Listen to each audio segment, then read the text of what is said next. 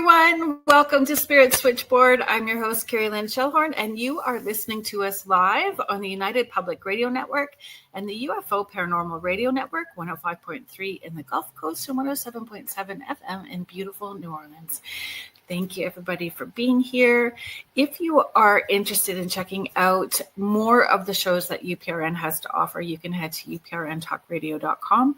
We are always getting new shows, new hosts, exciting things in our archives. There are thousands of archives for you guys to check out and listen to.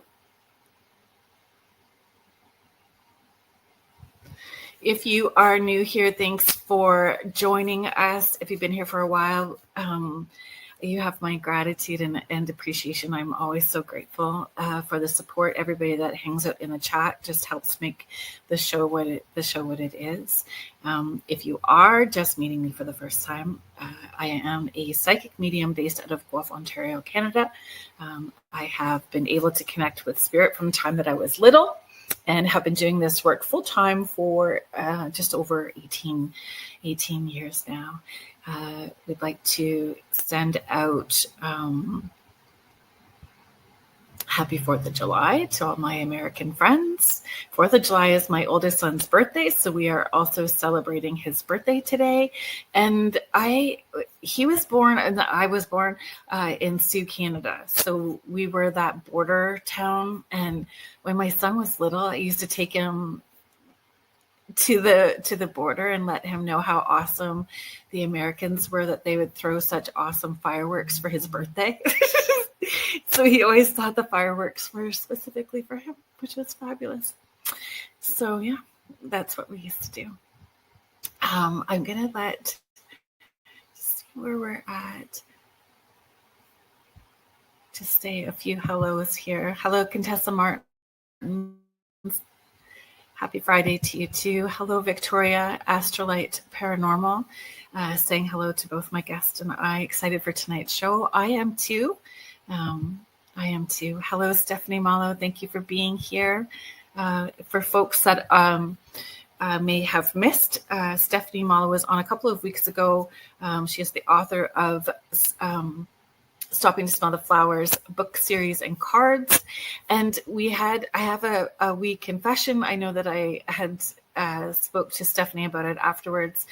We had this weirdness happen. Weirdness happens when you're in this kind of world and doing all of this stuff, right? Weirdness happens.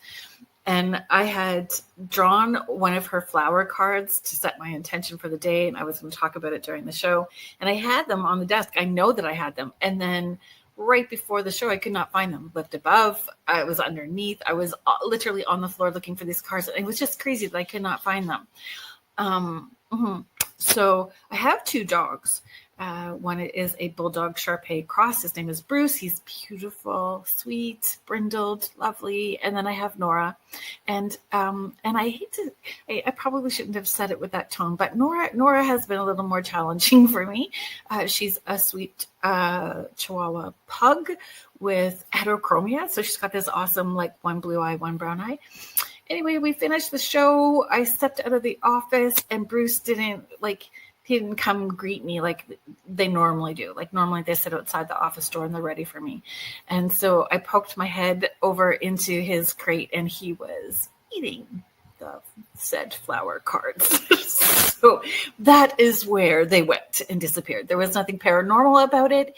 It was my dog's misbehaving. So get the cards. They're beautiful and keep them out of reach for your dogs because they're so sweet. Even the dogs want to be a part of it. Joanna, hello. Thank you for being here. Mary Jane, I know you are excited. I hope you have your questions ready. I gave Marilyn the heads up that there were people coming with questions today. So don't stopping to eat the flowers. Yes, that's exactly what Bruce did. Stopping to eat the flowers. Stephanie, you are so funny.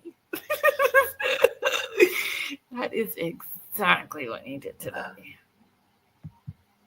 Tanya, thank you so much for being here. Oh, Contessa, happy birthday to your cat. Oh, Stephanie, it's my pleasure. Always love hanging out with you. See, you can kind of hear my dogs currently right now, right? But okay, let's bring out our today's guest. I was very excited. So today is part 2. We did part 1 with Marilyn Kaufman, hypnotherapist, author of Lifetimes, which I have here. You can find it.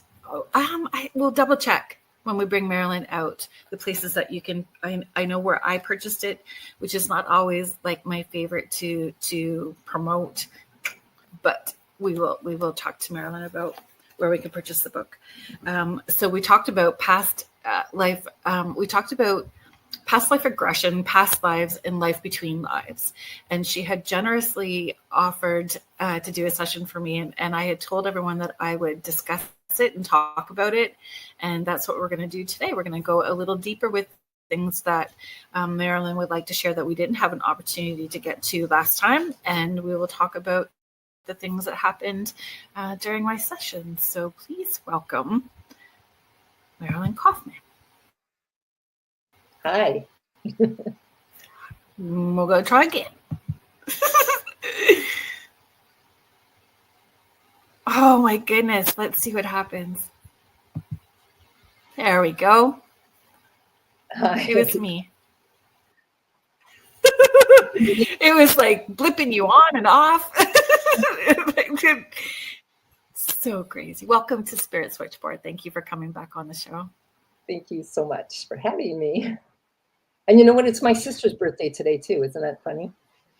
Is it really? Oh, that's beautiful. Well, happy birthday to your sister. Is she close? Do you get to spend time with her? No, she lives in Tennessee. Oh, celebrating the 4th of July, too. Yes, she always gets to do that. My son's in Calgary. So I was saying because my ex-husband's birthday was July 1st. So we always had these, in the little town where I lived, we always had these parades. And my kids thought they were for his birthday all the time. Oh my gosh. Isn't that funny, eh? The things that we say. I'm just going to change up our banner here so people can see your web address as we're chatting today. For people who may have missed our first segment, could you give a little bit of a background so people get to know, where you started and how you got to come to where you are now? Okay, I got started because I had a spontaneous past life, and I'll cut it short. Oh no! Please share however you feel like sharing. Yeah. So I went into a past life not knowing I was going into a past life, and it was kind of traumatic because it was in Germany, and I was being accused of being a witch, and they had taken my youngest daughter in that lifetime and thrown her in a fire, and I was later hung for being a witch. But my teacher, I was studying energy psychology that night, and my teacher didn't know how to deal with it, and I didn't know how to deal with it at all. And so I had to learn how to do it and deal with it so people didn't have, well, first of all, it was fascinating because that child was the same daughter in my current life. And so I wanted to learn about it so that people wouldn't have a traumatic experience like I did. And so I'm in London, Ontario, not that far from you. Yeah. But that's it. And I've been doing this for about 18 years now. Isn't that amazing? And do you find, like, when you were doing that process, did it feel raw? Like when you started learning, did it feel less raw for you when you were going into those lifetimes, or as you were processing it? Yeah. Like, it was just because no one knew what was going on. Right. In that spontaneous past life. I had never experienced the past life before, and I didn't know why I was seeing these things. In the book Lifetimes, you share very vulnerably personal stories along with teaching. And I wanted to do that so people would be comfortable working with me. Like I'm just a human with human experiences and working on my crap. And yeah. I thought if people were more comfortable with me, you know, that they would be more comfortable working with me as well. How important is it for us to work on our crap? Well, you can work on your crap a whole lot more ways than past life, Yeah. which I had been doing for a long time. So I bring other tools and things to the experience if I need to. But it's very important to work on our stuff. And I think now there's the veil so thin that we can just, people are awakening. So many people are awakening and need to know what's going on. Yeah. And having these exactly. It's like so many people are having experiences and memories coming up, things that they thought they had processed, but why is this layer coming up again? There's thoughts. Sorry, it's amazing in the 18 years how much more aware people are now of their past lives, of that they've had memories, that they've, you know, pulled them up on their own or from recurring dreams or whatever. Like 18 years ago, it wasn't, the people didn't come as prepared or curious, or I'm not sure exactly how to say that. But were the intentions different? Like, well, you know, more curiosity maybe 18 years ago and more intentional now? A lot more. What's happening now is star seeds are coming forth. And like, I think 18 years ago, maybe we didn't even know what that term star seed meant. Right. Or a lot of us didn't. And maybe we felt something, but we didn't understand what it was, what it was to be a star seed, right? So that's really changed things a lot. It definitely, for me, that was the bigger focus going into the session with you. The bigger focus was understanding, well, a few things, understanding where the book came from in the garage storage unit. I wanted to find out that. That's so amazing. I love that story. It's pretty powerful. And then the owl alien connection for me, and where that was coming from, and those that guide and how that affected our family structure. Well, for a lot of us, and that was you know, sort of my intention going in. We should talk about some of that stuff. But one thing I want to say is that a lot of times when you're doing energy work, electronics don't work, right?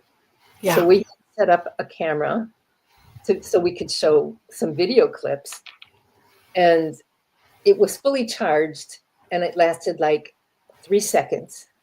Yeah. It went out, and it was the battery was completely drained because her energy is so strong. And you know what? I have had to learn to not feel defensive when I hear that phrase, that her energy is so big or her energy is so strong. Okay, our combined energy is so strong. Yes, it was. It was because your room that you are currently sitting in the chair that's behind you is where I was sitting, and I'm hiding it because it's so ugly. It's perfect, and it does exactly what it holds space perfectly, right? It's comfy. Yes, exactly. And I think that we'll see if I can pull it out. There's the chair, but it reclines, so you'll be comfortable. Let's see if I grabbed it. I think I took I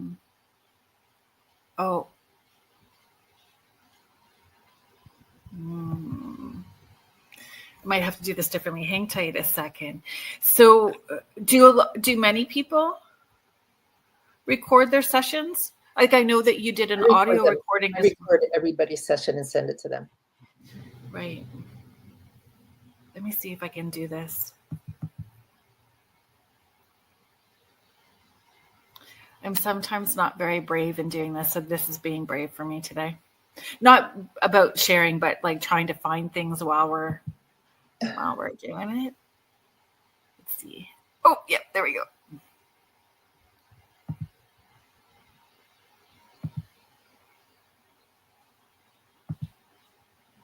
Oh my goodness. Thanks for being patient, folks. We're just gonna.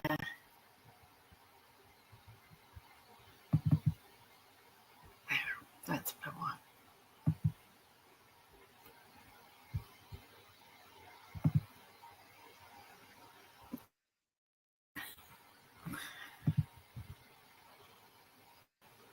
I feel like we need to hum the Jeopardy song. There we go. Let's see if it will bring it up right away. Thanks for being patient, everybody. Oh, who took the picture? Or was that just on before the battery drained? Yeah, so there was actually 2 minutes. There's 2 minutes of recording, and in the audio, you can hear it when it's going off. So in the audio, but that was there's like 2 minutes of us. And you know what was weird too, was there was no sound. At one point you come in to talk to me and your face is close to me, but you talk and I'm talking and there's no sound in the 2 minute recording at all. Wow. Which is also weird. I do want to point out one thing on that picture. Oh, sorry. Oh, you could see yes.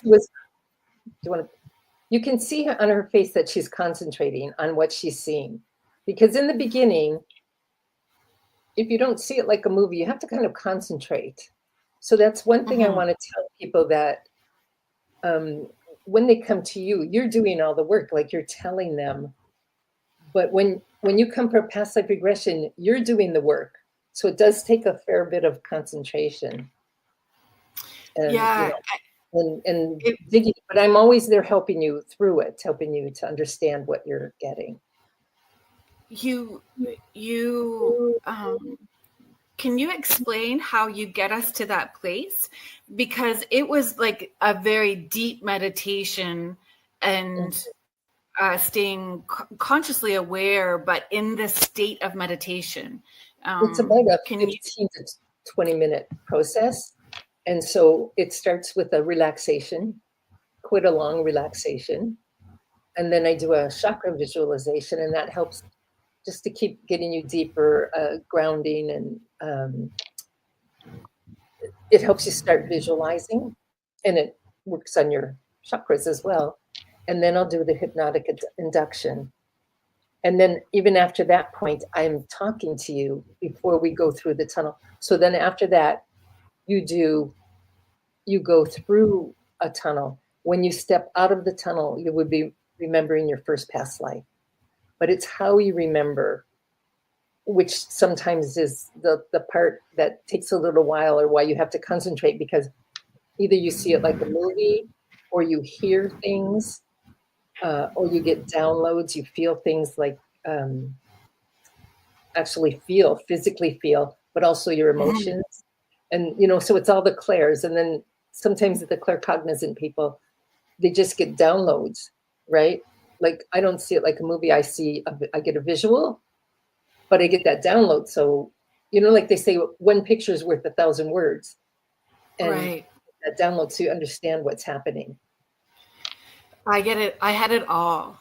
Like during our time together, I had it all. And I remember I'm but this is how I work. Like when I'm doing sessions for people, it looks and feels like, and I wrote that in the notes as well too, that we'll get to today.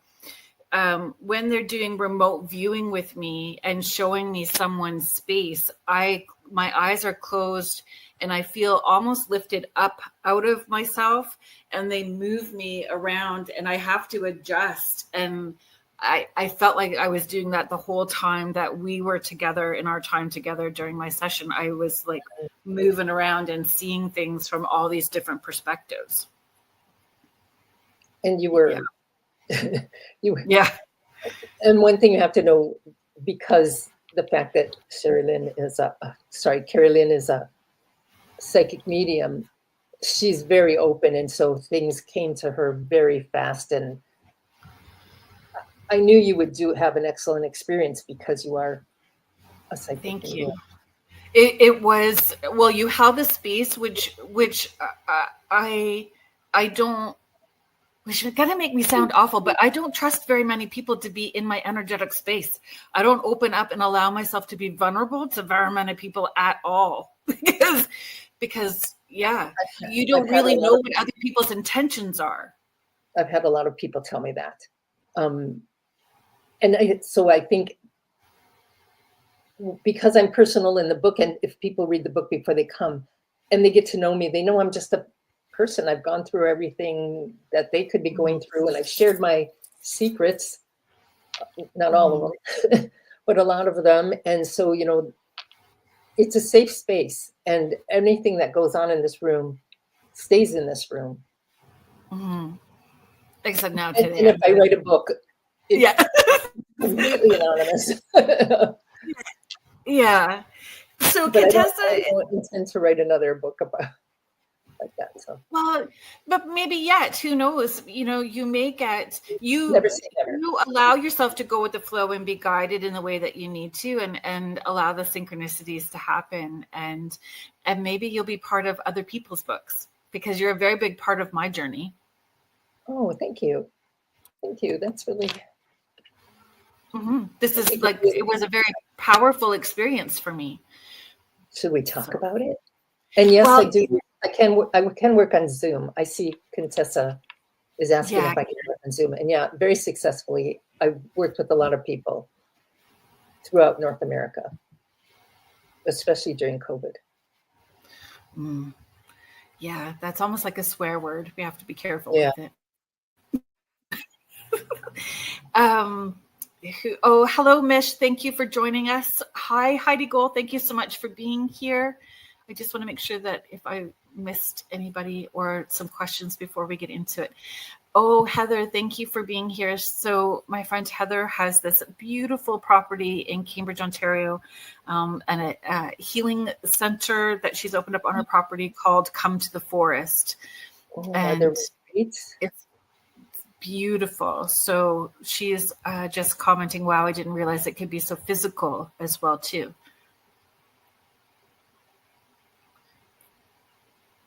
Oh, let me pull that out. Oh, sorry, Mish. Oh, Mish is asking, so can you work overseas? I haven't, but yes, if we can. I don't work with Zoom, actually. I like to work with Messenger video or FaceTime. I find them more,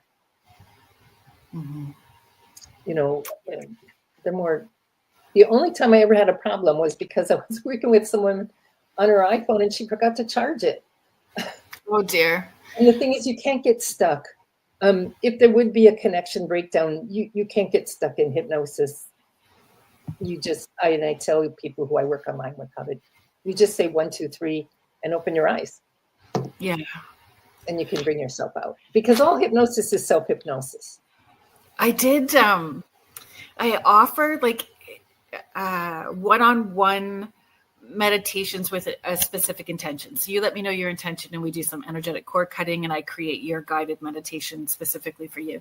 And I was doing one online and somebody fell asleep the entire time. So I was recording it for them and I just let them sleep and then I had to hang up. But then I sent them the recording later because they fell asleep right at the beginning. And I'm like, what? There's nothing I can do. They're not waking up in that space too. So I kind of have to work around that. Yeah, like I'm watching. If I can tell if they fell asleep, then I'll just say, "Are you with me?" Or if I have to, I shake their leg a little bit. Yeah, it was. I have never had that happen before. And it's good practice. It was good practice for me to know how to navigate through that as well too. Well, I guess we'll move into my session. Sure. If you're comfortable with that. I was again, I was unaware of the time. Like when we were done and I got to the car, I was like, oh my gosh, I needed to make you a bigger painting. Because I think you were here for 5 hours. I needed to take you out for dinner. I needed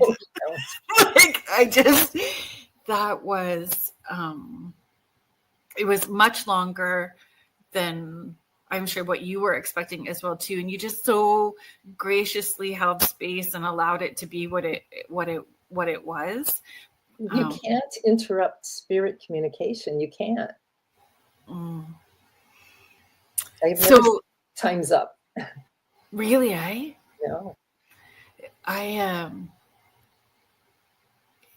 It was powerful. And again, I guess a lesson for me too, because when I got to the car, that worthiness can kick in for me, that theme of worthiness, and that you held the space that long. I was feeling guilty that I had held you in that space for so long, that little blip, right? That was there. So doing the energy work that I needed around that. When I got to the car. So it was good that it's an hour and 20 minutes home. So I worked on the worthiness part and letting it go because it just was what it needed to be. Anyway. Well, why don't you talk about your past life? So we did a between life regression. Yes. And yes, that always starts with a past life. And then from there, we go to the day that she died in that life. Now you do this, like it wasn't scary, right? Because you're doing it without pain and without extreme emotion. Oh yeah, I was not physically feeling the death at all. I wasn't feeling those things. I was still understanding and sensing emotions that were attached, but I wasn't necessarily feeling it intensely. There was one point that was intense, but we'll get to that part after. Yeah. And so then I don't really take you to the time when you die, but I take you from the day you die to the moment your spirit leaves your body. Yeah. And you can look down and see your body on the bed, right? Your family was with you. I remember that. But the past life was cool. So it was super cool. Past life? You took me, well, you didn't take, you allowed me to get to. So where the regression took me to. We decided to let your subconscious mind take you where you needed to go. Yes. Yes. Which turned out to be 1598 Spain, which was amazing. And I think we landed in a market first. I was in a market and it was busy and there was people in my face. And when I did some research about that time period, there was so much upheaval that the markets were sort of contentious. So it made sense that I had this man in my face, because with the research that I did, there was some political upheaval and different things that were happening that made the markets people vying for your money and vying for your attention, right? So, yeah. So where did she come from? Where did she go? Yes, Spain, apparently. So 1598. And when I went back, it was interesting too, because we did the marketplace and I was smelling spices. There was salted meat. There was some material. I found out that I think it's Queen Isabella, 1598 was Queen Isabella. But what I also found out, remember I kept talking about the house, and it was like this bigger property with this courtyard. And it was U-shaped with the courtyard in the middle. Yeah. So I wrote some notes as well too, but it had this sort of like shape, and then in behind like this section, it was like even bigger property. So again, when I was doing the research, it would be a summer home, that there would be two places, and that described what a summer home would look like during that time period. And I know that winter home must have been right. huge. I think so. And what I was seeing, because I realized too, like there was you gently guided me back to try to tell you more. But at one point I was flying so fast, I couldn't keep up with the things. It was like this movie reel going so quick in my head. I was just trying to keep up with what I was seeing after a certain point. So during that period, I saw my sister who felt like my sister in this lifetime, my daughter who felt like my daughter in this lifetime, my husband who was my former husband in this lifetime. And he was not kind in that lifetime. There was, but definitely business person, like a merchant in money and keeping himself away. That was a property manager. He owned a lot of property and went around and collected rents from everybody. Yeah. And definitely mistresses. So that's what I was seeing, was there was other more important people. And during that lifetime, he is very Catholic, which he's Italian Catholic. This lifetime. So there's that. And I remember you had asked me about like relationships, and I had saw two boys, and there were one was very tall, like over 6 feet. The other one was about 6 feet. And my daughter was much younger. There was like an age gap between them. But I realized too, like my sister in that lifetime had many reproductive losses. I had many losses. And so when I was doing research about that time period, like Spain of 1598, there were like many stillborns, miscarriages, deaths after birth. There was a lot of child loss in that time period. And another thing of note, that your family, the women in your family, had gifts, right? Yes. So I was a seer, and you had to keep them quiet. When I did some research about that, it was I wrote it down. I had to write it down because it was so fascinating. I was like, freaking course, that's what it was. So my daughter was as well too. I don't know if my mom was. I just know that it was within that family female structure line. And I remember saying that I can make it rain. Yes. And that if I wanted it to rain, I just had to go to the creek. I had to go to the river where the water was and talk to the water, and it would rain. And when we got to that place of we moved forward ahead, and you asked me to move forward ahead to something that was important. And it was my daughter's wedding. And we had stitched a sigil on the inside of her wedding dress. So that's what I was seeing as I saw her come up, was this, these sigils that were important inside. And she had like a bag that had intentions and different trinkets in it with her when she was getting married. So this hiding, and that was that theme, right? Like I used the word quietly. We quietly did this. And there were the Spanish. Your husband didn't approve of it either. He was very Catholic, so we kept everything hidden. That's what I remember. And what I had said during that time was very quiet. I just want to quickly find that note, because I found different information about it. The Spanish Inquisition was between 1478 and 1873. So it was like hiding in plain sight because people were prosecuted and unalived for keeping old ways. So, and I had wrote stitch protection in my daughter's dress inside the wrist of her sleeve, and that she had these amulets and charms that were there. But and I feel like the abuse that I was feeling during that lifetime was centered around being a little more open about those. So I just found it quite fascinating that I had a little bit of an FU attitude, because I know that I had to have it in this lifetime too. And being a little more independent, like, I'm still going to do what I need to do, and we're going to do it quietly. So one of the nice things in this work is once we met your spirit guides, we asked why your subconscious mind took you to that lifetime. Do you want to talk to that?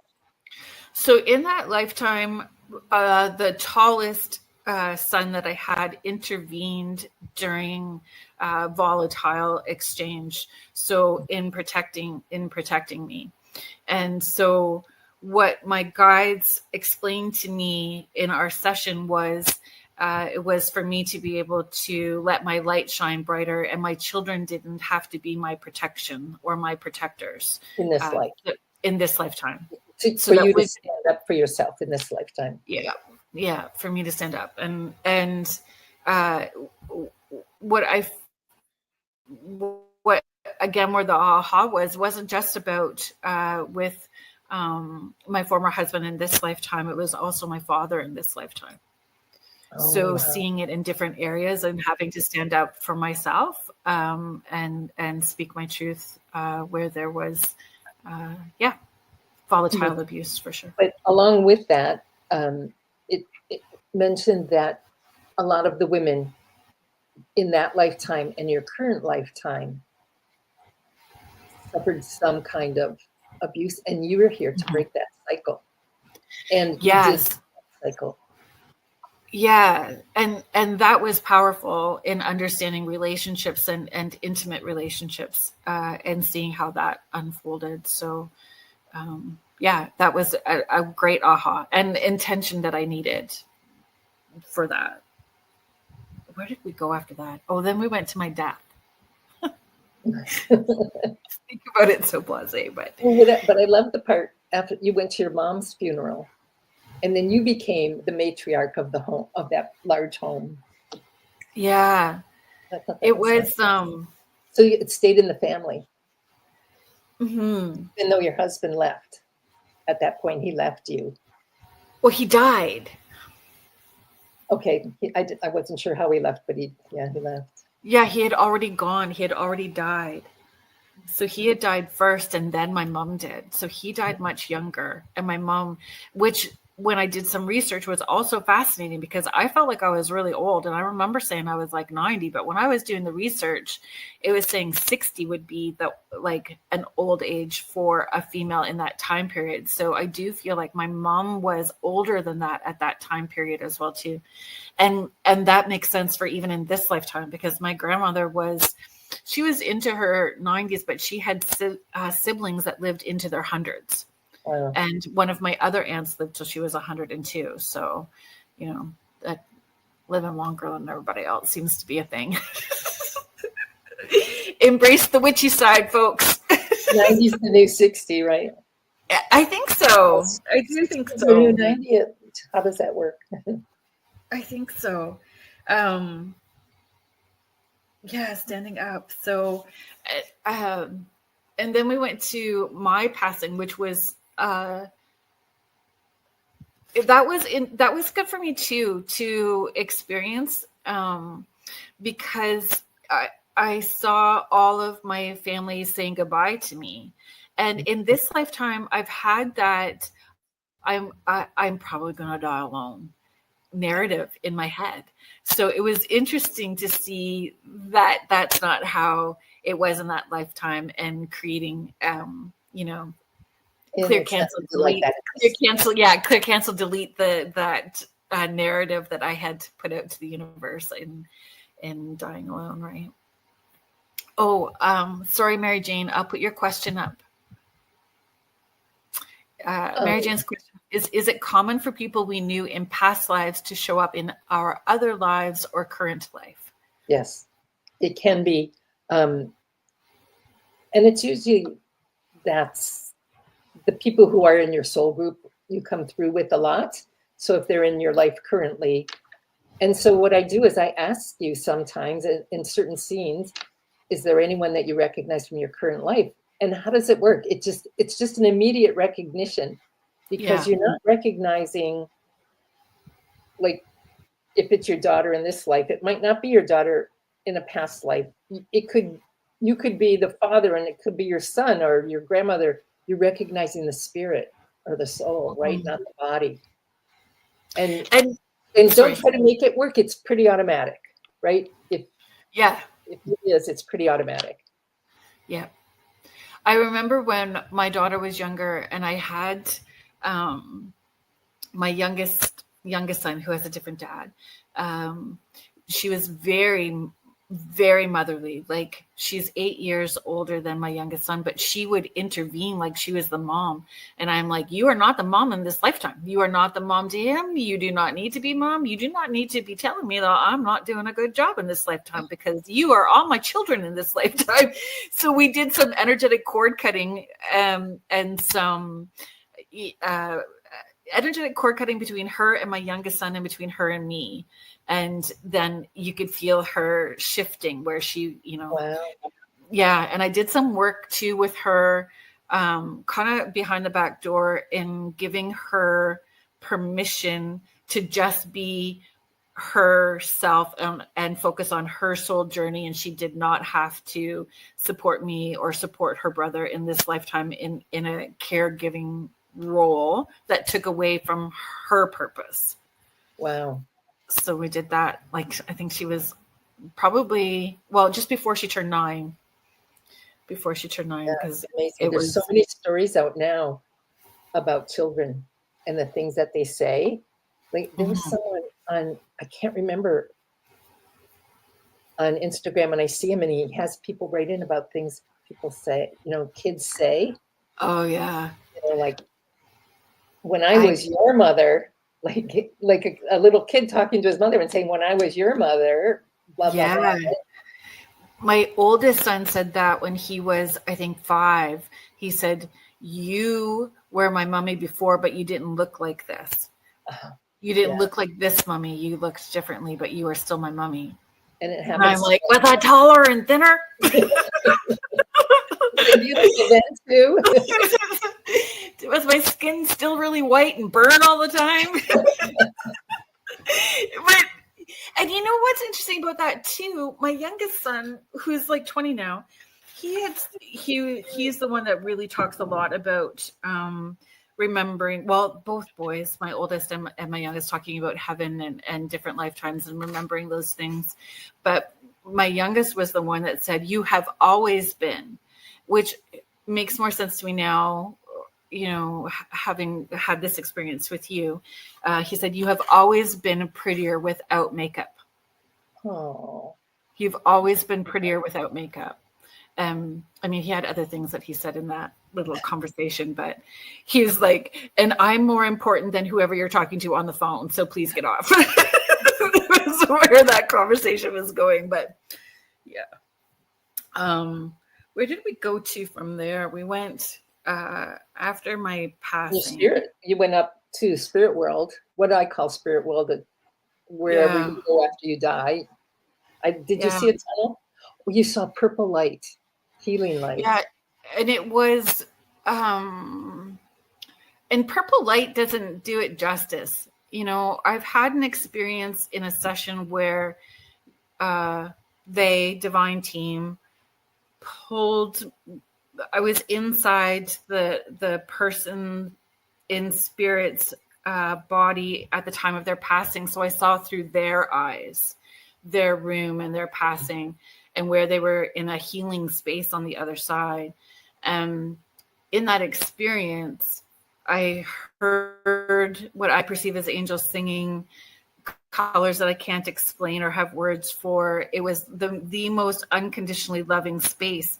And that happened a lot in the session with you after my soul left my spirit. And I remember when we were talking about when my soul left my body, when my spirit left my body in that lifetime, two people saw me, or there was a grandchild and my daughter saw my spirit, because I smiled at my grandchild and my grandchild smiled back in that You lifetime. were still in the room. You were still in the room.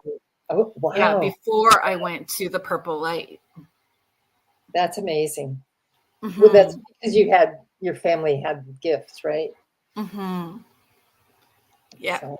Quietly. Yeah, quietly had these gifts. And I think that's another place where I'm breaking that cycle as well too, and being able to talk about it out loud, because there are generations that didn't talk about it at all, and the uncomfortableness with it. And unfortunately, there's still some pressure for my kiddos to not talk about things out loud. So finding who you talk about too, right? So yeah, that purple light was bright and brilliant. Sorry, I interrupted you. No, it's okay. There's a term for it that I can't remember right now, like the heat. I can't remember. It'll come to me as soon as we finish this. And then your guides came and met you, right? Yes. Well, I've always known that there's a divine team, so they shift and change and come in and out when necessary. So I'm assuming that in that experience, those were the two guides that I needed the most in that session to help me maneuver with what our intentions were, right? I would agree with that. But and others came through later. Oh my gosh, so much happened after that. When this is where it got trippy. It was like the trippiest thing. I would not say the trippiest thing I've experienced, but it's a close, like this and this other experience where the trance channeling happened, like spontaneous trance channeling happened. It means ayahuasca. Oh yeah, you don't need it. Or DMT, you don't need it. And no, actually, this is actually doing like the same type of journey. Your body releases DMT during this work. So people who have these fantastic visions with DMT or ayahuasca, this is almost the same thing.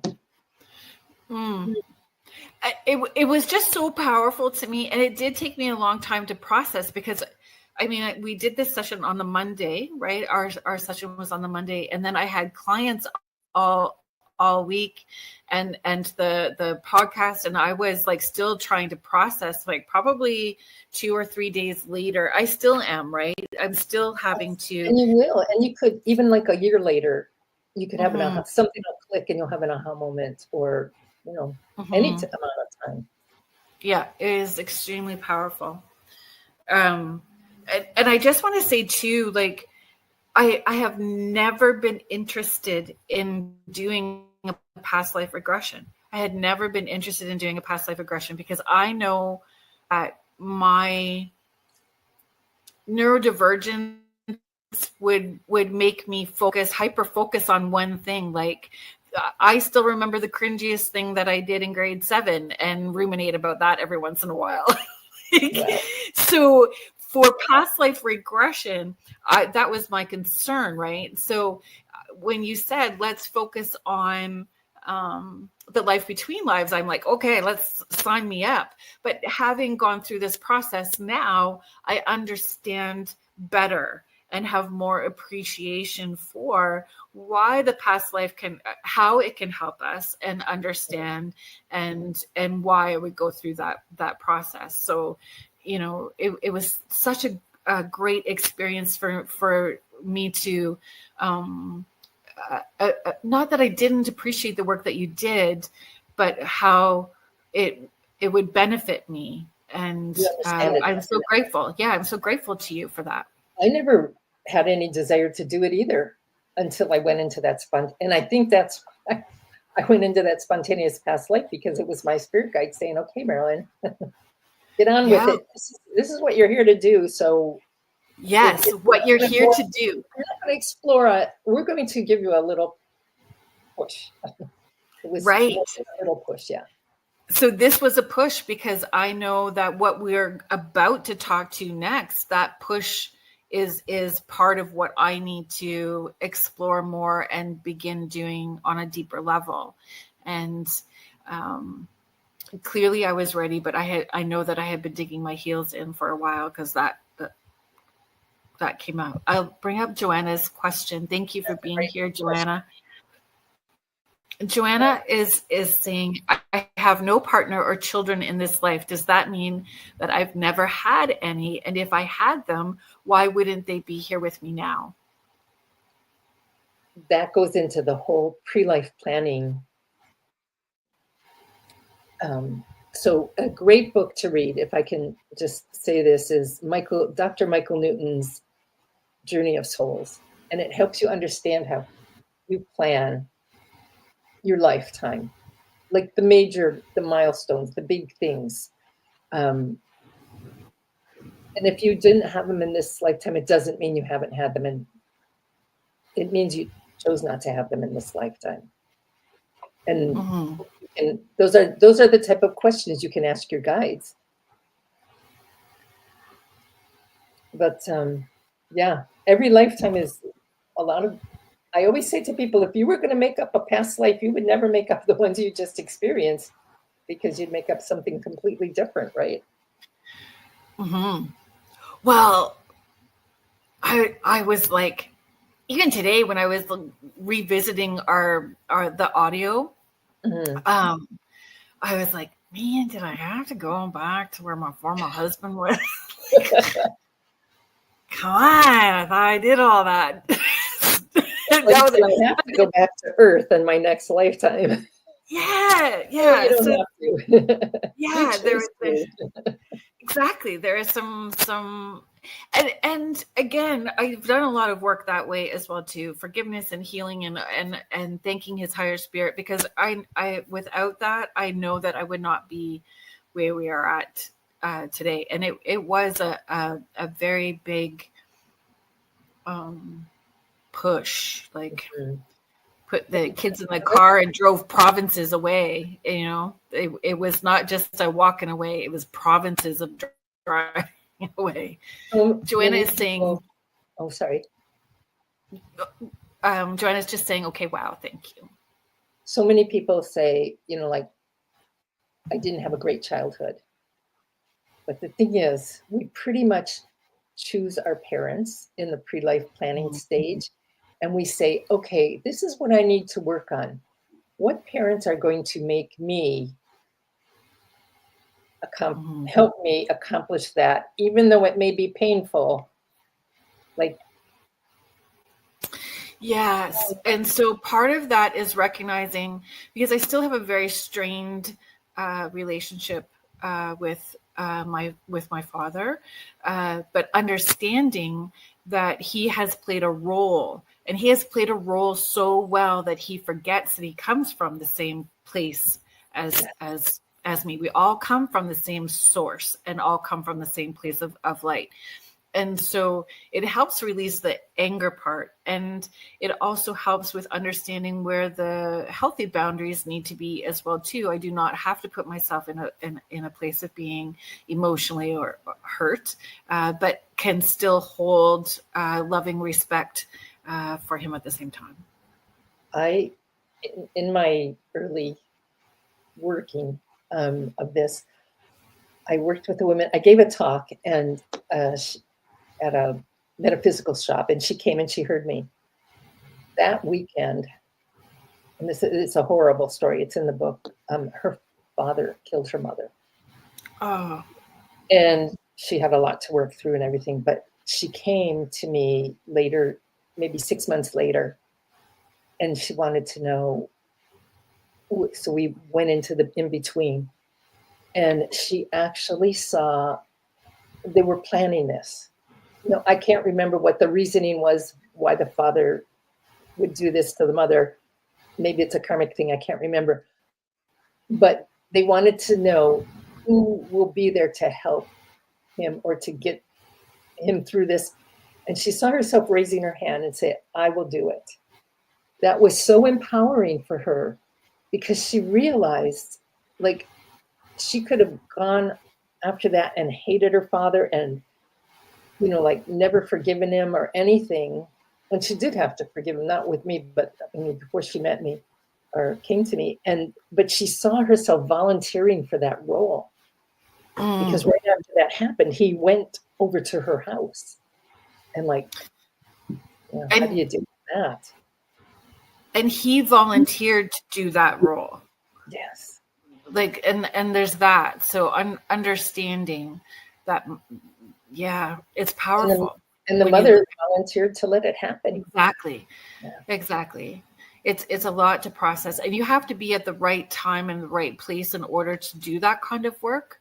And allowing yourself the opportunity to receive whatever counseling support or therapies, alternative healing, regular therapy, counseling, EMDR. Right.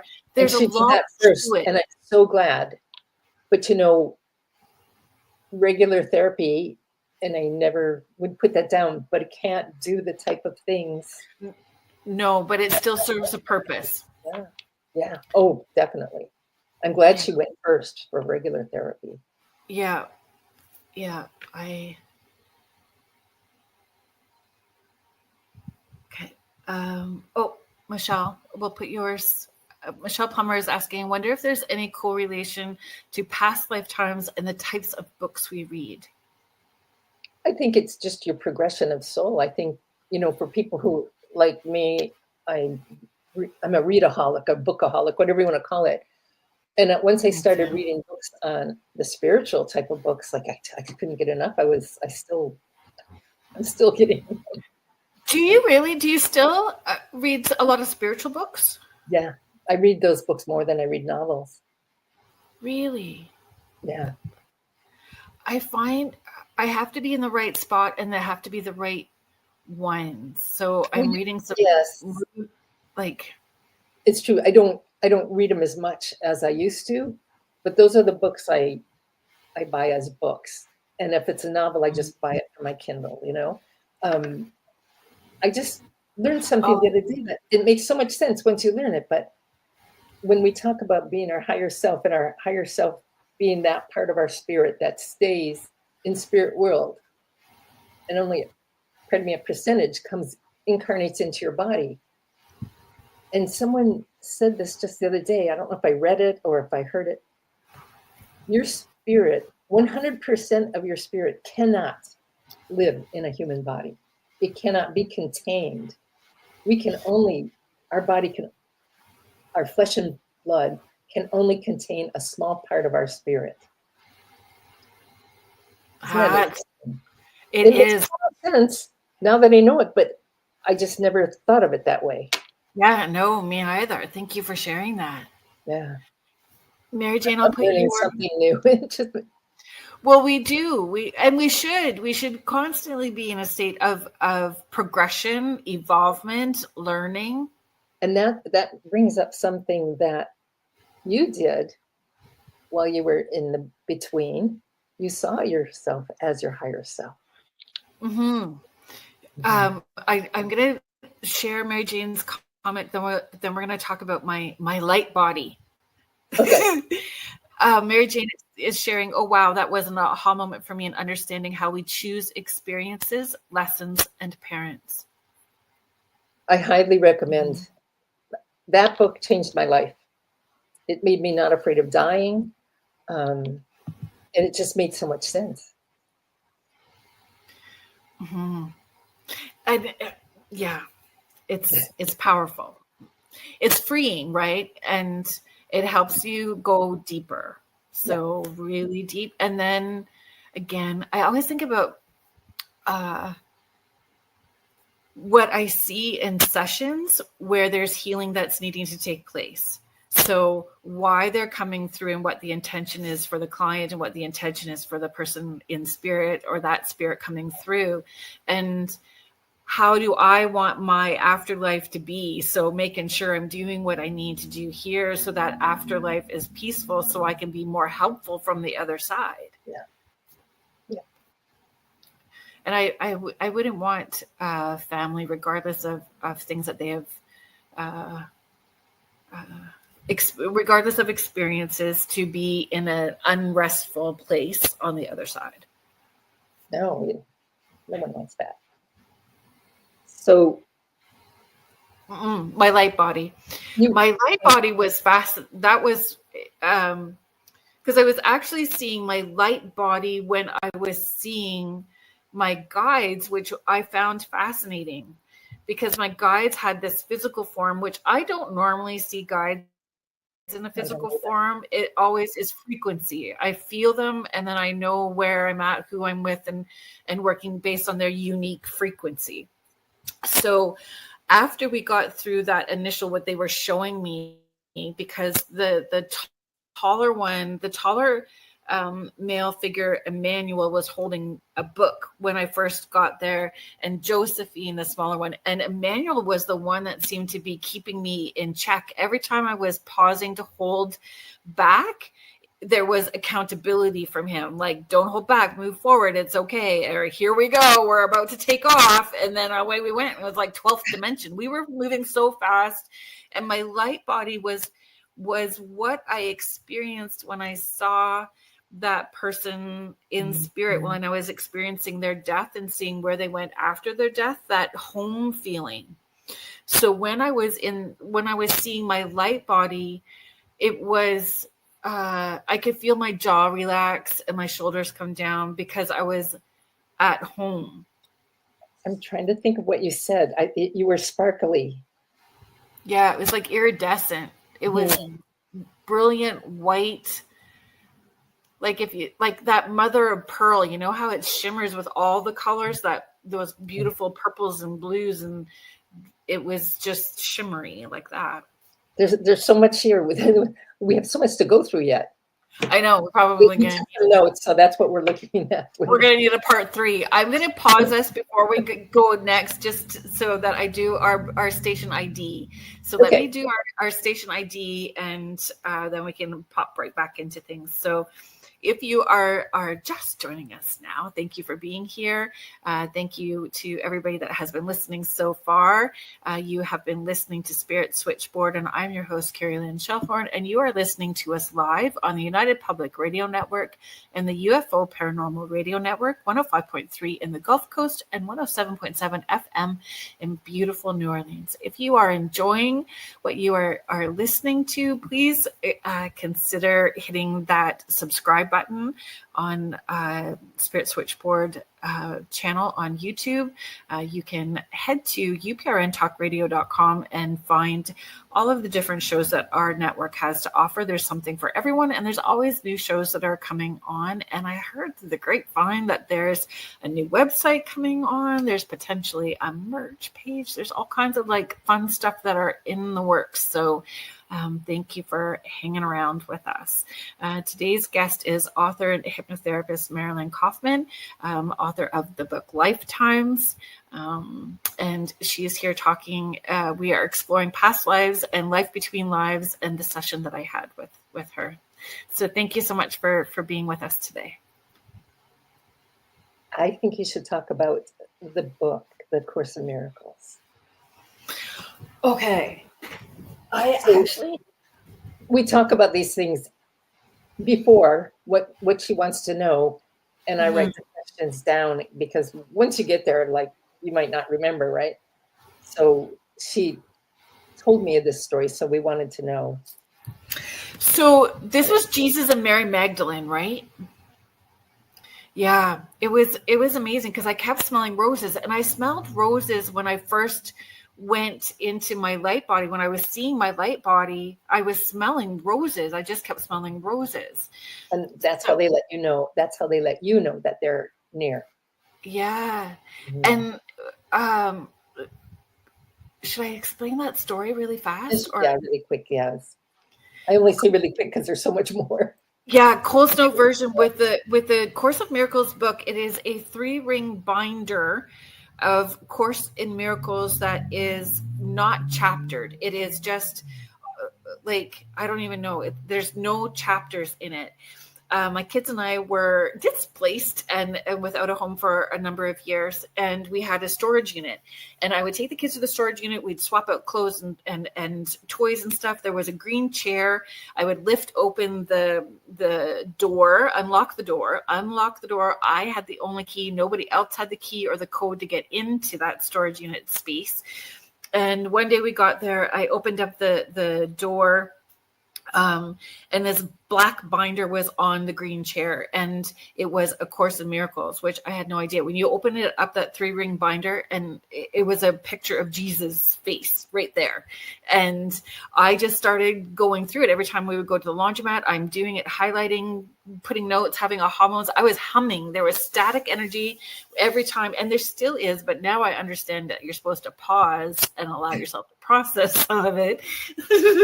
But I've never understood. So part of our intention when we got together was, I've always wanted to know about where the book came from, how it got there, and I wanted to know about the owl experience when I was a child, or for my siblings and I, the owl experiences that we had, and if it was connected to aliens, and that's what showed up. Like when we asked, I saw Jesus, and I saw Mary Magdalene, smelled roses. It's crazy. And they told you that? Honestly, I have not. Pardon? They told you that they put the book there. Oh yes, yeah. That Mary Magdalene specifically, and Jesus did, and that is powerful for me. Was I've always been pulled to Mary Magdalene, and have a different experience with her than what is taught through organized religion about Mary Magdalene. My experiences with her have been very different. So, and she's making a very large presence now in the world. She really is coming through a lot. Mm-hmm. And again, with Jesus, my experiences with Jesus was forgiveness with myself, and I know that we're trying to get through the things that happened during our session, but with Jesus coming through, this plays a very big part of my path and purpose, and that connection to the divine and what that means, and for us each individually, personally, and the work that I do. It was just powerful because Melchizedek shows up, and that's the embodiment of Christ. Mm-hmm. It's a lot. It's a lot. Do you want to talk about the owl? You talked about the owl. So, yeah, we talked about. That goes back to when you were 12, I think. Right. So we had, as children, we had these owls. I'm the oldest of 3. So my brother and sister, my sister is 7 years younger than me. My brother's 2 years younger than me. We had these owls that kept getting closer to the house, and we had all kinds of experiences that were happening. But when we talked to my mom as adults a couple of years ago, my mom had no memory of it at all. She's like, I don't know what you're talking about. But my brother saw a craft and lights behind a barn. We had all of these experiences. So we asked about that, and it was Lyrans. Like I was seeing Lyrans. They were talking about that first contact. Well, I think there's probably more to it, but I know that I have not really delved into that too much more, but I know that I'm about to, especially with this connection with another guest. So, and you are, I don't know if you're a Lyran starseed or but you've had lifetime on Lyra. Yeah, a lifetime there. And it felt like it was part of our lineage. And why? Because when I did some research about that, let me find that really quickly. That was fascinating too. Oh, I know that I can do this quickly. Sorry.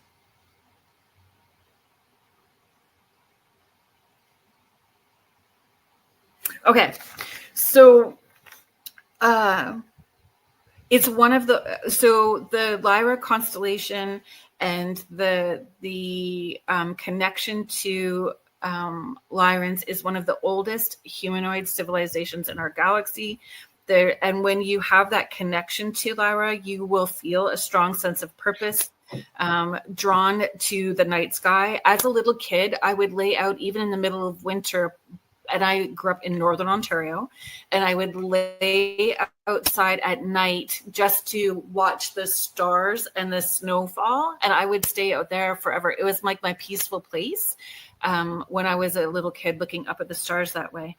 So you would have this connection drawn to the night sky, science fiction, paranormal, exploring spirituality, mythical pathways, deeper meaning of the universe. You're drawn to all of those things. Plus, you mentioned it during the session, this connection to Egypt. And yeah, I did. Every talk was about Egypt at school. When you'd have to do your orals, I would talk about Egypt. Egypt was such a big draw for me, and still was. So this Egyptian mythology. Isn't it the Lyran race that populated Egypt? Yes. Yep. And this strong connection to cats and fulfilling a divine purpose, a strong drive to fulfill purpose, divine purpose on earth. And that's me. And then look what I have. Like, my friend was like, hey, I think that this is meant for you. And I went, oh, yes, it is. So it sits beside me when I'm working. And that's very much an Egyptian cat. Yeah. Yeah. Even when you said, yeah, it almost sounded like meow. Right? Oh yeah. I could curl up I like the sun through the window like a cat too. I don't like being outside in the sun. I'm just going to pull up Mary Jane's question. I want Mary Jane's questions because I know that she had mentioned having them. So Mary Jane is saying, you both speak about knowing someone through how it feels or their spirit. If someone sees other people's faces when they are talking to a person, could it be they are seeing a face from a past life? I think definitely. Maybe not always, but definitely a possibility. And learning to trust your intuition, putting your hand over your heart so you remember to stay connected in your heart space. You remember to breathe, taking that full breath in and asking if your spirit guides can help give you that response. Is this connected to a past life? Is this somebody in spirit presenting themselves? And then using your body like a human pendulum. Do you move forward or backward for yes or no, left or right? Do you get it? And it helps teach you how you're receiving your information. Is it auditory? Is it visual? Is it a knowing? So continually asking and then trusting what you get every time those experiences come up. I think people don't give themselves permission to ask questions, right? Just be nosy. Mm-hmm. I think that's why I like this work so much, because I'm pretty nosy. I say that about my work too. I feel I'm a very good medium because I'm like, oh yeah, your grandpa, show me some stuff. Like, oh yeah, show me. I love that. So yeah, we had, and the guide that I feel that I had coming through felt female, and my intention is to draw her because that face has been right there. So I know that I'm going to paint her, actually. Oh, and the light language. So this is interesting, and this is where I was hesitating. So we had this experience, you and I. Yeah. So we talked about experiences to understand how to do my best work, and moving forward with the work that expanding from what I currently do. And light language came up. I knew that light language was going to come up. I have resisted doing anything that felt like loss of control for me. Doing regular mediumship, physical mediumship, I've had trance channeling come through 3 times. It was all spontaneous, and that loss of control was hard for me. And that's what it felt like I was about to happen when I bolted upright. You did. That's right. I bolted upright, sat upright in the chair, and my eyes open. And I remember looking at you, but it didn't feel like I was there, but not there. present, but somewhere multi-dimensional. Yes. Yeah, I was seeing you in space. I don't know. It was a lot, but then you like I can hear you because I got to that part in the recording today and you're like, close your eyes. Like you can tell you were a little freaked out, but still trying to be calm at the same time. Mm-hmm. Has that happened before? I think so, yeah. Okay. I've had to let people get up and go to the bathroom in the middle of a session. Really? Yeah. Oh my gosh. No, I don't think I could have walked, but I definitely was like, oh, okay, something weird is about to happen. And the light language, and I could hear the light language in my head. It was like, boop, boop, boop, boop, boop, boop. It was really fast. And I thought you were going to start speaking light language. I feel like I was supposed to. And that's where it wasn't anxious. I wasn't anxious. I was still calm, but I was experiencing it. So once I gave myself permission to download it, and that's what I think happened. But do you remember that it started showing up on your body? Yeah, it lit up. It lit up from underneath my skin. Whoop, like it was tattooed and imprinted on me and part. So that download or whatever it was, that's what I ended up doing. And I remember like my eyes kept moving a lot. And I was looking around a lot, like there was a lot that was happening. But I think that's part of your purpose is that light energy, the light language is going to start coming through art for you. Yeah, and yes, so some of that stuff has started happening, but I definitely know that. Yeah, we'll see where that happens. I just don't want people asking me. So I need to do this. This is where I hold back and I don't let people know everything because then the demand starts and I have to be ready in my space before I expose that. I know that I'm going to, but it's, and I reached out to somebody too about the light language to help with a little bit of support in that journey. So I have that happening as well too. I just think that I would be making it up. I can't get past that. Just let it flow through me because I think I would just start making it up and it just isn't, it's not coming naturally to me. Right. And I know that was a hurdle when I started doing this full time as well too, doing mediumship full time.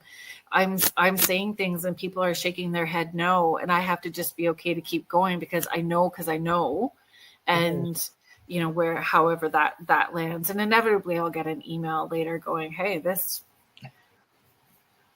happened. And I'm like, I don't need the email either because I've already moved on, but I'm glad that it lands where it needs to go. So the light language, I fully appreciate don't want to feel like a wackadoodle or a cult leader. Right. Yeah. And because those people do use the buzzwords in order to manipulate people. And I know that I wouldn't, that's not my intention. But feeling more confident and having some space to download and process, allow it to happen a little bit more, and then allowing it to come through will give me more confidence later. So I know that it's part of the journey. Like language is part of the journey. And we just said that out loud. We didn't want anyone to know. Didn't want anybody to know. Yeah. Hi, Mitch. Thank you for coming back. You had a physical healing.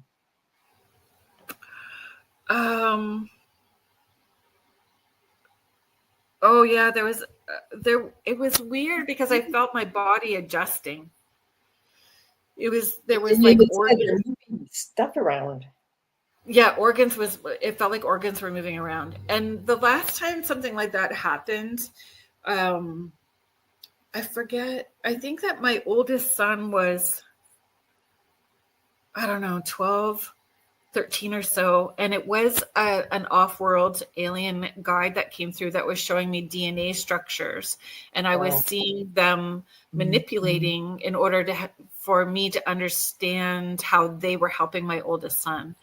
And so there was a lot of that kind of stuff. So it felt similar to that, where there was healing and adjusting. And that, I saw birds and symbols, my shoulder, it was moving down my arms. Yeah, it was like a download. The light language was downloading and shifting and healing. There was just a lot that was happening in that moment. Because that right after that was when I saw Melchizedek. And when Melchizedek came in, they leaned forward, and it was forehead to forehead. And the third eye to third eye. Yeah, third eye to third eye. And that was more powerful than being in that hall of library where I was seeing these endless books, which books have always been my escape, savior, safe place. Books have always been that for me. So this third eye to third eye with Melchizedek, I got goosebumps down the back of my neck again. Woo, tooth bumps.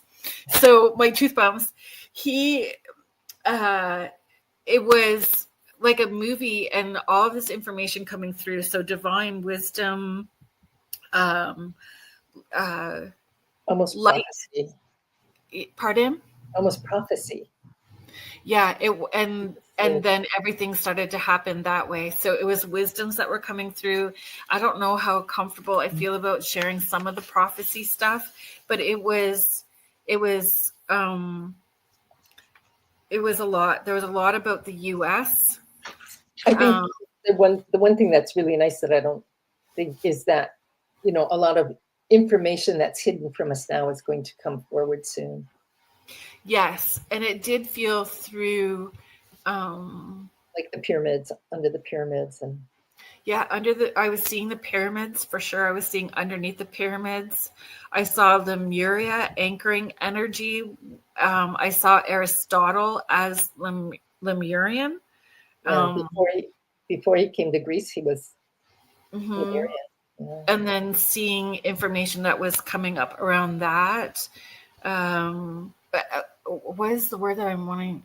Natural disasters. I was seeing these natural disasters, but through more natural disasters, there were discoveries of places and ancient wisdoms that would be revealed. So, and then I remember I was seeing the map, and I had saw places. So there was earthquakes 2 or 3 days after our session where I was seeing that happen. Wow. I know. So it was just a lot to deal with. There was also a hawk that dropped a crystal on your forehead. Was it on your forehead? And then it was weird because I saw grids like a kaleidoscope. It was like just all shifting and changing. Yeah, these earth grids. So again, I feel like those are things that were information that was downloaded for me to tap into again to do more light work for anchoring the light here for what's coming up next. Wow. There was a lot. It was a lot. Yes. Good thing I'm not a drinker. Because, a Lemurian guide came through and gave you those 5 stones. Yeah, that was wild too.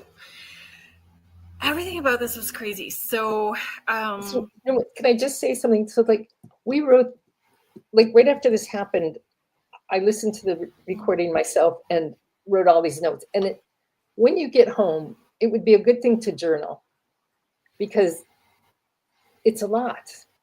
In any session, it's a lot. So if you journal, some feelings and some of the things that happened, I'm not even, because I just let you go. Yeah, you were so beautiful that way. I don't usually do that or people don't usually go the way you took off. So go home and write notes and journal and that'll help you process. Or even if you can't do it right away, when you listen to the recording, because not everybody listens to the recording, listen to it because There'll be things you remember the visuals and you remember so much, but there'll be things that you don't remember. So it's really a good idea to listen to the recording. I've had people call me like 4 years later and say, "Do you still have my recording?" Oh, yeah, no. I do. Do you really? I have them on thumb drives. Wow. So people tell me what year it was and stuff like that. And like, they just said like 4 years, this happened not long ago, 4 years later. Wow. Someone from 5 years ago just sent me an email saying how much this session helped, and they're actually moving to London and they want to come back for another session. Wow, eh? I know this was monumental because it was, I have known coming into 2025 that by the end of this year, there would be different work that I would be doing on a different level. So, and I could feel it coming out of 2024 that 2025 was going to be different. So this really was validating for me and opening it up for me. Like I get so busy with work that I don't give myself the time to explore on my own and how far I can go on my own. So doing this was helpful. Like I can get here and here's some next steps of the work that I'm going to do. When that guide came back in, the Lemurian guide came in and gave me those stones, I saw portals, all these different portals, and I was zooming in this light body, whoop, whoop, whoop, and I was just seeing how that the like sacred geometry was tying it all together, and there was a lot of healing that way that was happening. March 16th. I don't remember that last part on our notes, though. I didn't get back there, so I'd have to listen to the recording. But there was like the last little bit where it says March 16th. Oh, yeah. I don't remember that either, what that is. Yeah, I'd have to go back and listen. So to be honest, I've listened to just about 3/4 of the recording again. And in that 3/4 of listening, I've wrote an extra seven pages front and back of notes that I remember what I was seeing because it was so much that I wasn't sharing out loud because I kept moving and seeing all of these things as we were moving. And then I wrote down, the Lyran family or the Lyran guide. It was Bahachia. Yes, Bahachia. Bahachia. That was the name that came through. And that was right before all the light language stuff started, which is wild. I'm just going to just be mindful of our time as well too. We have about 10 minutes before we have to wind down. Stephanie is asking, would there be a difference in perception from a psychic medium having a past life regression and someone who is not a psychic medium in terms of how they experience may be different? Well, everybody experiences it differently. But Kerrilynn, as a psychic medium, is very open. And so she received a lot of things that I would never receive. Like you've been a healer in how many lifetimes? We've got that written somewhere. And the seer in that past life we went to, I'm not that open. I'm not a psychic medium. But that doesn't mean I don't have amazing sessions for me. Yeah. My prayer is that whenever anyone comes, they have the best experience for their highest good. That's what I hope for everybody. And Stephanie, I'm glad that you're excited about your upcoming appointment with Marilyn. What I would also remind you is you do breath work as part of the offerings that you give to people. So the depth that you're going to be able to go, you know how to relax and get into meditation. And so your experience will be exactly what it's needing to be for you, just as it is with everyone else. And the amount of meditation that you do and the work that you do, will help you get there. It may not be exactly as like this, but it will be exactly what it's needing to be for you. And by the way, Stephanie, when you come, bring me one of your books, because I'd like to smell the flowers. Yes. Please and thank you. They're beautiful.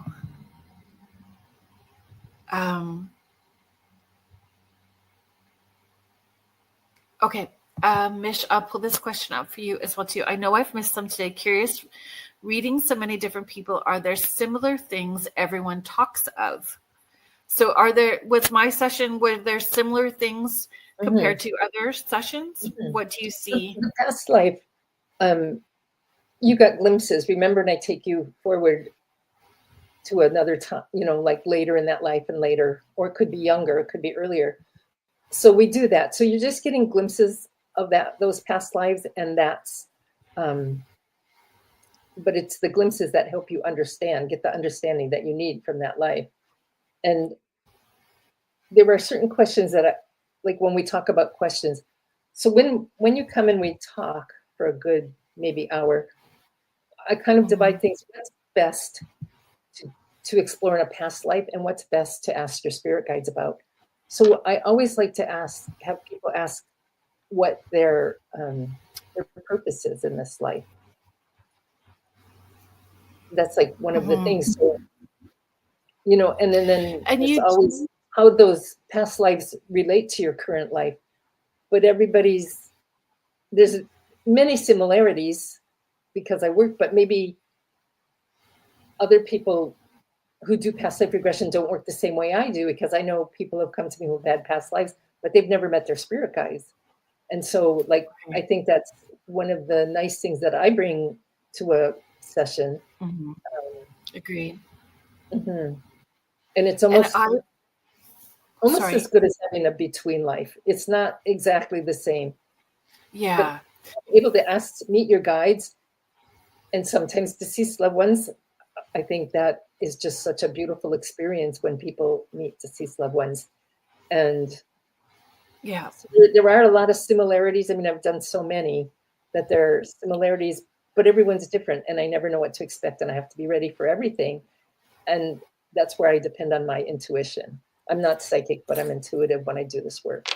Yeah. And you said in the preparation for a session, you give us a little bit of homework, like to be prepared, Yes. so that we have an intention, and that helps you as well too. So we do have a little bit of that prompting to think about it before we go to you. Ask what do you want to explore in a past life, and what do you want to ask your spirit guides. And we talk about all that. So, and then questions come up, like even in talking, questions will come up. Yeah, it leads you different places. And like you also prompt about our soul group, like if are there people that are presenting during that time between life? Yeah. And so that was fascinating for me to see who had come up, and it helped me process a friend's passing as well too.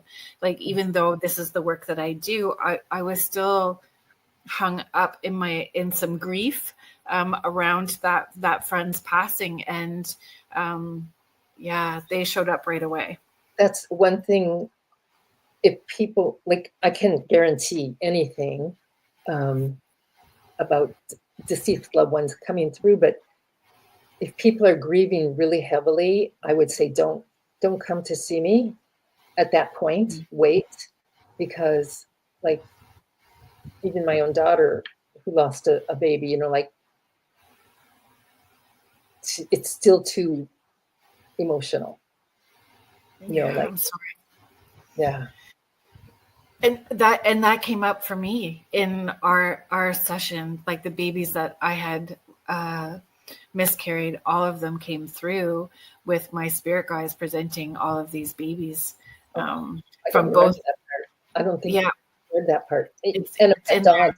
a pet dog came through. Yeah, Lady. a pet dog came through. My dog Lady. Yeah, who was also very much a projector when I was little. Hi, Sparky. Thank you for being here. Sparky's Paranormal and Outdoors. Sparky, I saw you this morning live at 4 a.m. and I'm like, why are we both awake at 4 a.m.? What is that all about? Makes for a long day.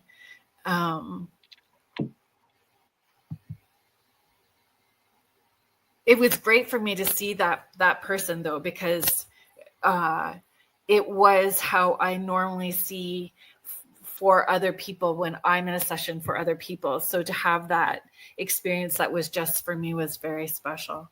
Wow. It was very And there special. was something else. Did you ever contact the woman who came through the clouds? Someone from England. Oh, so I did reach out to that person and just ask if there was a bit of a teaching moment in there. And that was fascinating because she had agreed that there could be a teaching moment and a peeking in when someone else is doing remote viewing. Oh. Mm-hmm. So was she remote viewing? She was remote viewing at the time. Oh, wow. Did she know you were having a session? No. Oh. Just a coincidence that she peeked through. Mm-hmm. Interesting, eh? Because I pushed her out. Mm-hmm. And that was Didn't she ask you to try to push her out? She asked me to try to push her out, and I pushed her out. Yeah. And that felt good Be to an me. example of something I wouldn't expect other people to experience. Right. Yeah. But again, it was a very good learning curve for me in understanding in remote viewing in different places, depending on where I'm remote viewing.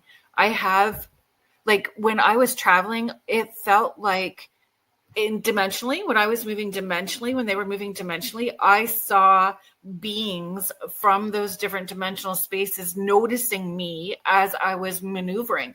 They were turning and looking and noticing me as we were maneuvering. And I was trying to keep up to recognize which I'm not going to recognize. So that's where the drawing or writing how I was seeing, so I can look up what beings they were to know where I was traveling.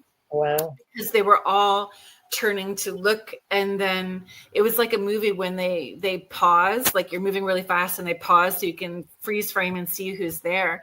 And then that's when my friend presented. I miss him. So he presented, said, "Hey kiddo," like he always does. And I felt my heart just explode. And then we moved and whoop, whoop, we were just off we were again. So it doesn't surprise. I may have popped into their space, actually, is what I feel happened. Not necessarily that person who was remote viewing popping into my space. Right. That makes sense. I don't know. It all makes my head kind of spin when we start talking about the timey-wimey stuff too, right? And timelines and adding all of those shifts in. Yeah. So, hi, Sherry Radigan. Thank you for being here. Sorry, Marilyn. That's okay. You found out that you were a healer and you just put dates out, like 1598, 1894, 1943. And of course, 1971. And did I say 1971? No, I said it. I said I would consider 1971 because you are a healer. What you do is very healing. Yeah, 1971 was when I was born. Right. So this at 3:33. That was this lifetime. Right? Yeah. Yeah. And that's pretty consistent with an experience that I had with a different person who I don't feel they meant for me to have some kind of past life. I don't even know if it was, I don't think it was a past life. I think I went dimensionally, and all of these female, I was experiencing and seeing different lifetimes in my death. And those relationships always with a powerful partner, male partner that was a healer, and how I was not allowed to be big in that. So it just seemed to be in alignment with what happened in that experience as well too. So I just we have about 3 minutes ish. Is there anything that you would like to share about the work that you do, where people can find you? Last minute thoughts. To find me is youareasoul.ca, or you can email me at youareasoul@hotmail.ca.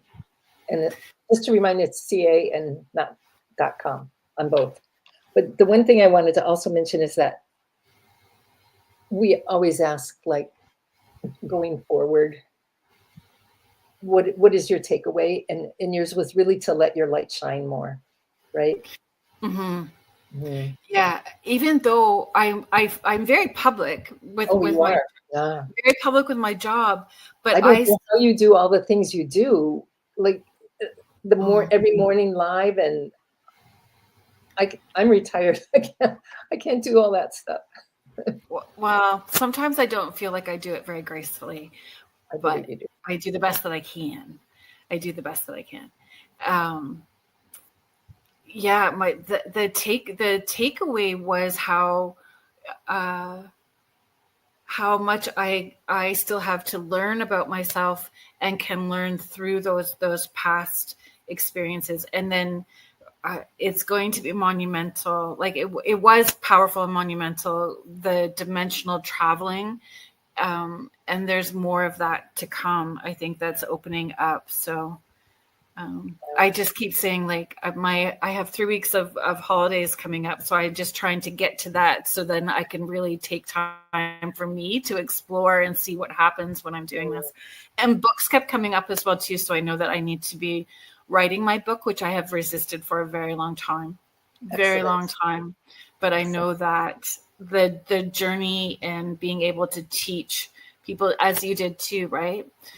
Being vulnerable about experiences and showing how we maneuvered the tools that we use to maneuver through that, and how people can do the same. So time off, it will happen then. I so appreciate you. I'm so grateful our paths crossed. I so appreciate being able to do these podcasts. They're great. It's it's fun to talk to people who understand all this. Mm-hmm. You can't talk to everybody about it, right? But it's been wonderful, and getting to know a lot of the people who have actually made appointments. And it's community. It's really a blessing for me to do this work, like to understand, to know people, and we're all struggling, and we all have questions, and we all want to be better, and it's just great work. I love doing it. Thank you so much. Well, I'm grateful. And what you have to offer has been a blessing to me and all of the people, and the people that are about to book. So thank you so much, everybody, for being in the chat and hanging out with us today. Everyone is saying, amazing ladies, thank you for sharing, and great show. I do work 24/7, Sparky, you and me both. But I appreciate all of you so very much. Thank you for being here. Thank you for being in the chat. Thank you so much, Marilyn. And please consider finding and purchasing the book as well too. It's called Lifetimes by Marilyn Kaufman. So and you can get it on Amazon. And Amazon is where I got it too. So I was Kindle. It's only like $6.99 on Kindle. I think I buy a lot of books on Kindle. So so thank you to the United Public Radio Network and the UFO Paranormal Radio Network, 105.3 in the Gulf Coast and 107.7 FM in beautiful New Orleans. Please stay tuned, because Jeffrey Pritchett is up next with Church of Mavis. Good night, everybody. Good night. Thank you.